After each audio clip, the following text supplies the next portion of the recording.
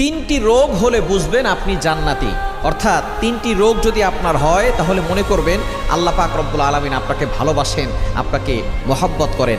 যাদেরকে আল্লাহ তাআলা ভালোবাসেন, মহব্বত করেন, তাদেরকে আল্লাহ তাআলা বিভিন্নভাবে পরীক্ষা করেন। তার ভিতরে একটা পরীক্ষা হচ্ছে অসুস্থতার নিয়ামত দিয়ে আল্লাহ তাআলা পরীক্ষা করেন। মনে রাখবেন, সুস্থতাও আল্লাহর নিয়ামত, অসুস্থতাও আল্লাহর নিয়ামত। আমরা অসুস্থ হয়ে গেলে অনেক সময় আল্লাহকে অভিযোগ করে বসে, আল্লাহ আমার কি দোষ ছিল? কত মানুষ সুদ খায়, ঘুষ খায়, তার কোনো সমস্যা হয় না, আল্লাহ তুমি শুধু আমাকে দেখো, খবরদার এরকম অভিযোগ করবেন না। সুতরাং অসুস্থ হলে তিনটি রোগ যদি আপনার হয়, মনে করবেন যে আল্লাহ আপনাকে ভালোবাসে এবং আল্লাহ আপনাকে জান্নাত দিতে চাচ্ছেন। এক নাম্বার হচ্ছে যদি জ্বর হয়। জ্বর ঠান্ডা আমাদের অনেকেরই হয়। একবার নবীজি সাল্লাল্লাহু আলাইহি সাল্লামের জামানায় কয়েকজন সাহাবী বসা, নবী সাল্লাল্লাহু আলাইহি সাল্লাম বলতেছেন, একজন সাহাবী বলতেছেন আমার খুব জ্বর হয়েছে, অনেক সাহাবী বলতেছেন আমারও জ্বর হয়। এবার নবী সাল্লাল্লাহু আলাইহি সাল্লাম বলছেন তোমরা তো আমার অন্তর্ভুক্ত, আমারও তো জ্বর হয়। কিন্তু একজন বলতেছে যে আমার জ্বর হয় না। নবীজি বলতেছেন